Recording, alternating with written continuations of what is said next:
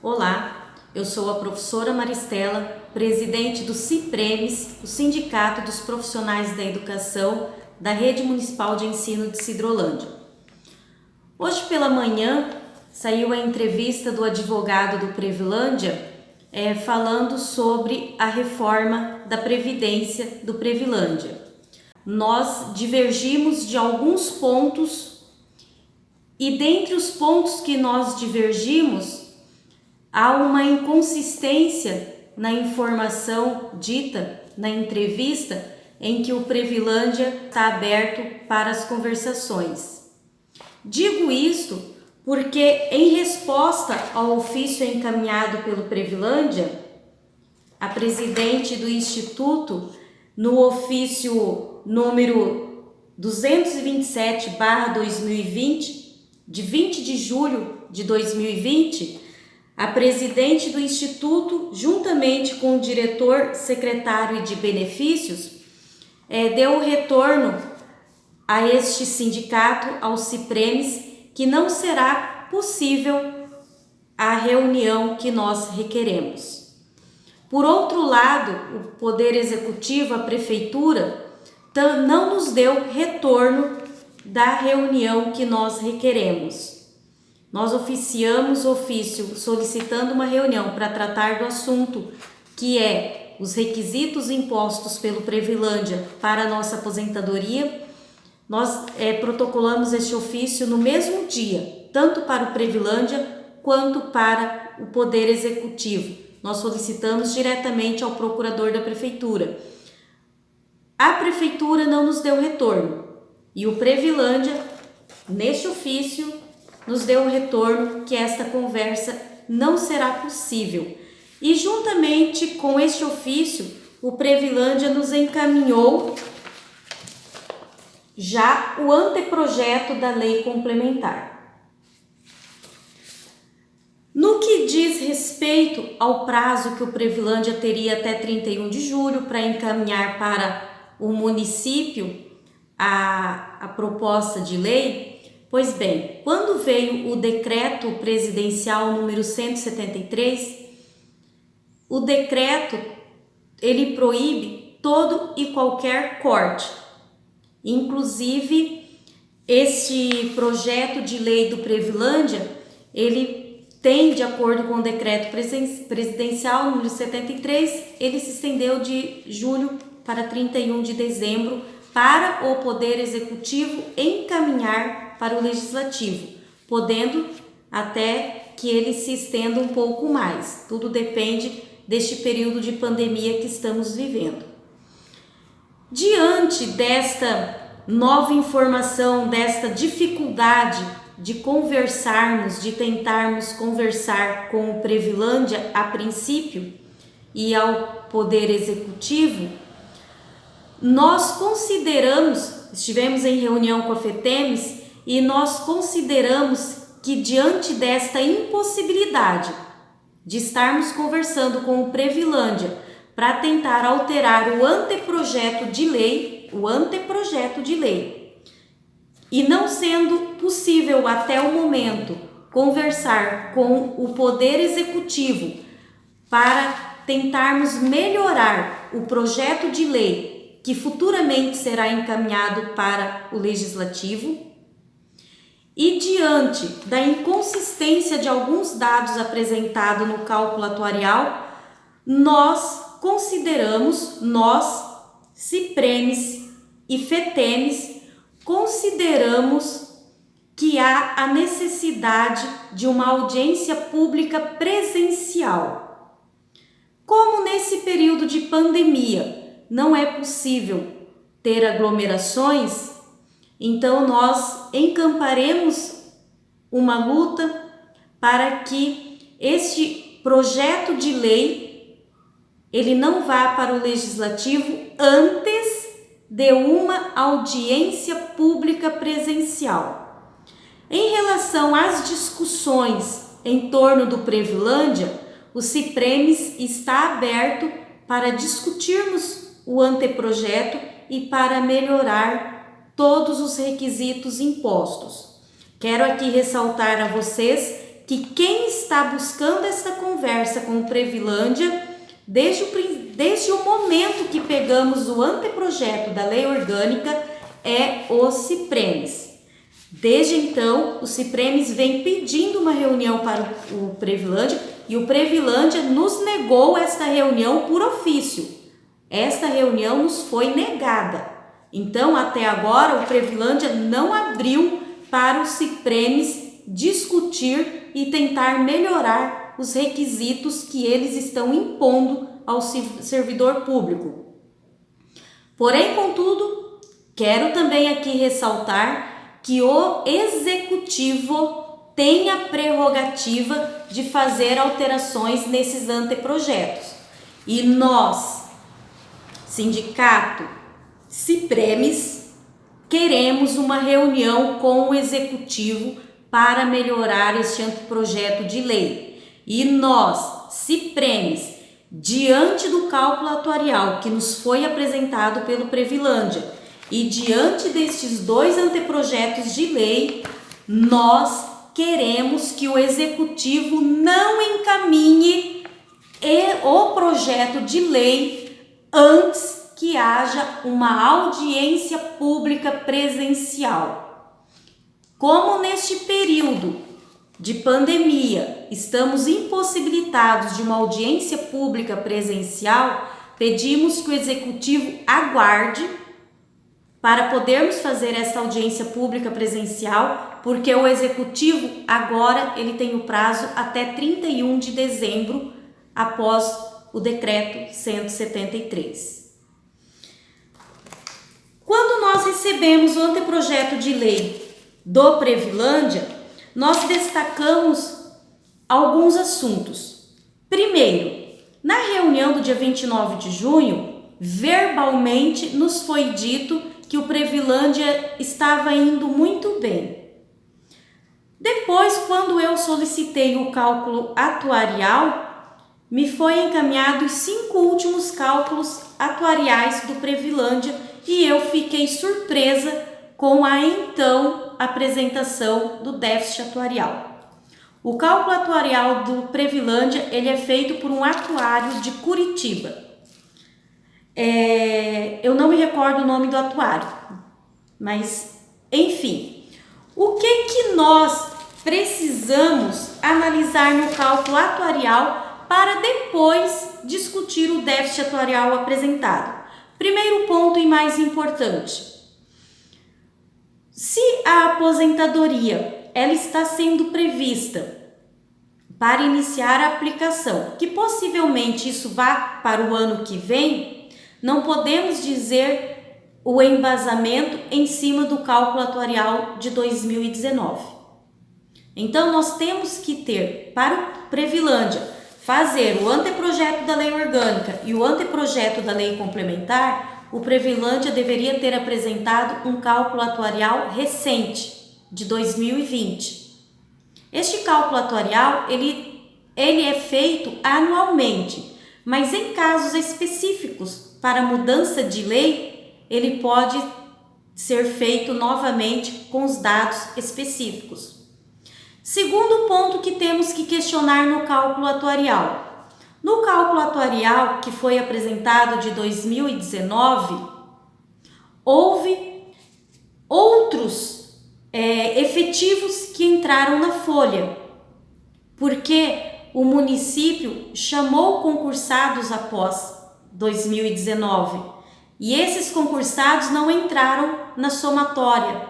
Então, precisamos incluir estes efetivos para que eles entrem na folha. Outro ponto que também temos que discutir neste cálculo atuarial. O Previlândia, ele paga os inativos do Previlândia e nós temos também os inativos que são pagos da Prefeitura.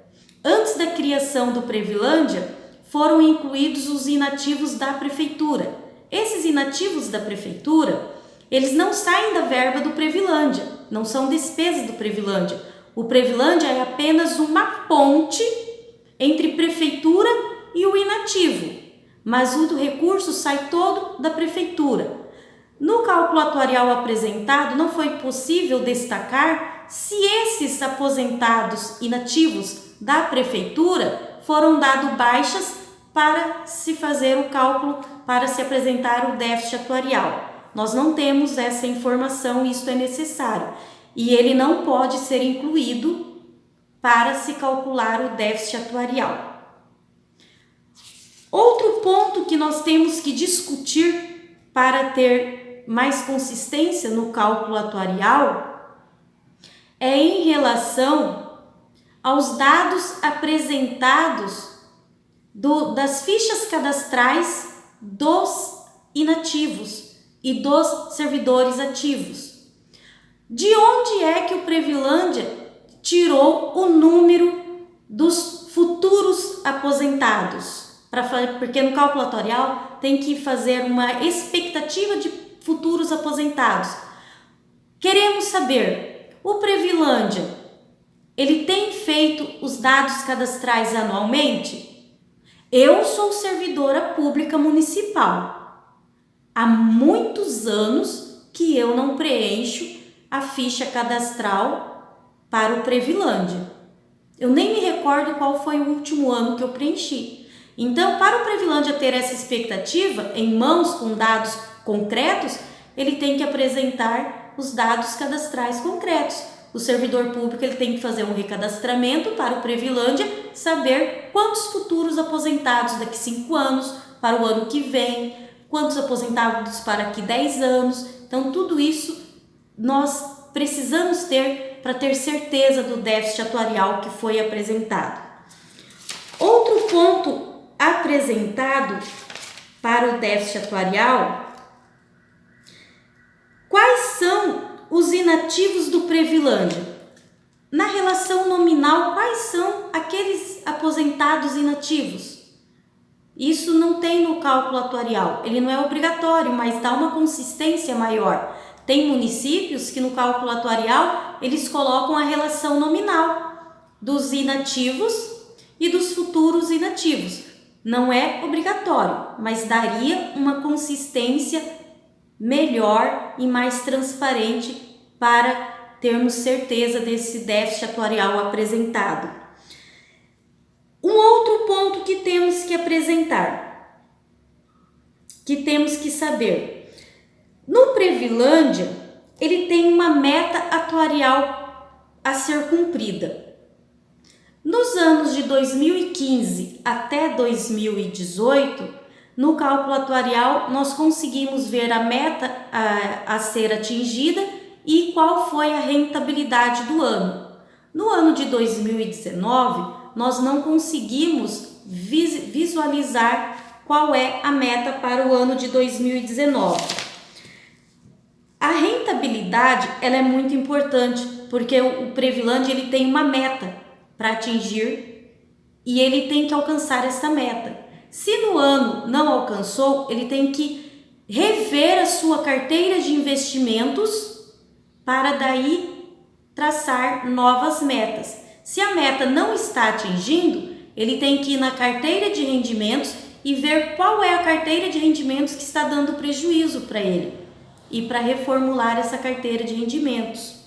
Aqui na meta atuarial, nós verificamos que em 2019 não apresenta a meta a ser atingida.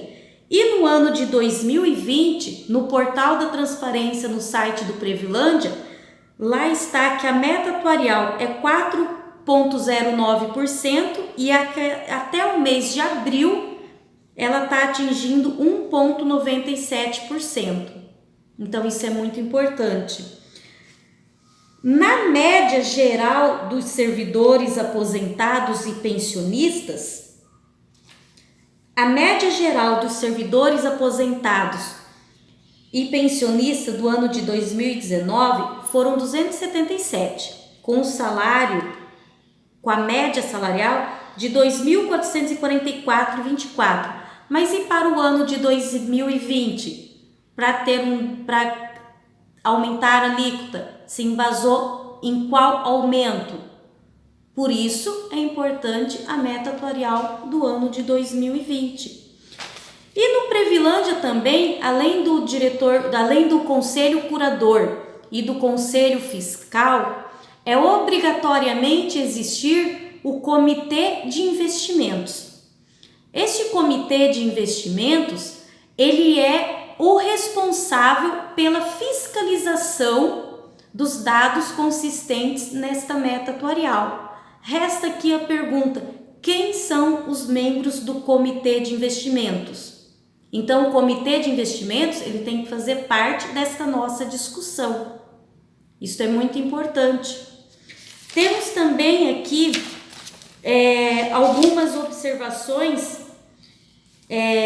sobre a Emenda Constitucional 103. A Emenda Constitucional 103, ela diz que os municípios que estiverem com déficit atuarial, eles devem aplicar 14%. Sim, mas no artigo 149 da Emenda Constitucional 103, preceitua que estas alíquotas a serem aplicadas aos institutos que comprovarem déficit atuarial, esta alíquota ela não precisa ser imediata, ela pode ser progressiva em conformidade com o salário do servidor. Então, na lei orgânica, o Previlândia, se ele comprova que tem um déficit atuarial e ele vai aplicar os 14%, ele deve aplicar, mas ele deve e pode fazer esta aplicação progressiva. Ele pode a cada ano sobe uma porcentagem. Ele não precisa já de imediato aplicar os 14%. Mas dizer para vocês com sinceridade se é deficitário o nosso Previlândia ou não, nós precisamos ter um cálculo atuarial de 2020. Porque da mesma forma como saiu o aposentado, entrou novos aposentados, também ingressaram novos efetivos que aumenta a contribuição do Previlândia. Em relação a esses efetivos, vem aí uma outra discussão. Se o Previlândia apresenta um déficit atuarial, então o Previlândia ele deve requerer à prefeitura mais concursos públicos, mais efetivos. Por quê? Porque o contratado ele contribui para o INSS. E hoje, na folha do mês de julho, retirada do portal da transparência, hoje, dia 24 de julho, hoje nós temos 1.287 efetivos e 821 contratados. Esses 821 todos contribuem para o INSS. Então, é hora do Previlândia engajar uma campanha para se chamar mais efetivos. Porque 1/3 da contribuição do Previlândia está indo para o INSS. É lógico que desses 821 contratados, tem os contratados em substituição a alguém que está de atestado médico. Mas 821 não estão em atestado médico, né? Em relação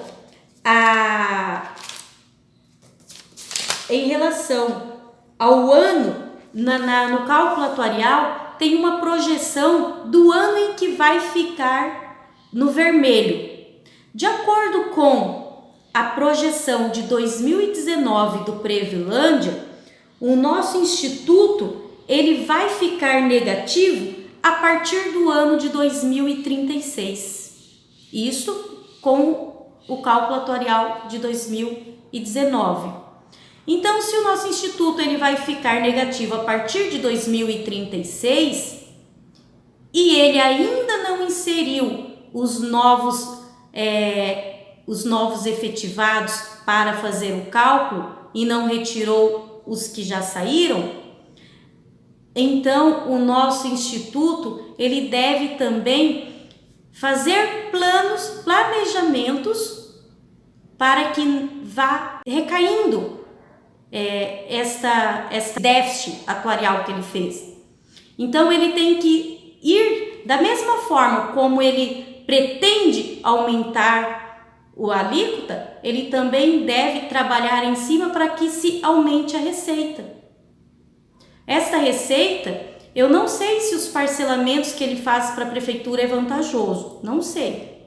As carteiras de investimento estão sendo vantajosas ou não? Então tudo isso é o comitê de investimento que tem que fiscalizar. Mas, meus queridos, meus amados servidores públicos, a alíquota que se quer aumentar para 14%, dos males é o menos pior. Por que eu digo isso? Porque há ainda a discussão em cima da idade dos requisitos para aposentadoria. Quando se diz que é obrigatório seguir as regras da União, a regra da União, no artigo 40 da Emenda Constitucional 103, artigo 40, parágrafo 1º, inciso 3º, está bem claro que a idade, para quem tem regime próprio, a idade a ser estabelecida em lei orgânica e lei complementar, e os requisitos em lei orgânica, e a regra de transição em lei complementar. A Emenda Constitucional 103, ela não prevê as regras da idade, os requisitos para aposentadoria e as regras de transição, porque ela deu autonomia para os municípios. Então, o município, ele tem que fazer a expectativa de vida dentro dos servidores do Previlândia, fazer o estudo, e ele pode sim fazer idade diferenciada da União. Ele não pode ultrapassar o que a União estabeleceu. Ele não pode pôr a mais. Se a União colocou 65 anos de idade, ele não pode pôr 66. Se a União colocou 75, ele não pode pôr 76. Mas ele tem ali, dentro de um equilíbrio do déficit atuarial, dentro de um equilíbrio da receita do Previlândia, ele pode trabalhar esta idade. Espero ter contribuído. Os servidores seguem firme, forte nesta luta, não vamos desistir e queremos que o Executivo aguarde esta pandemia e que façamos uma audiência pública presencial.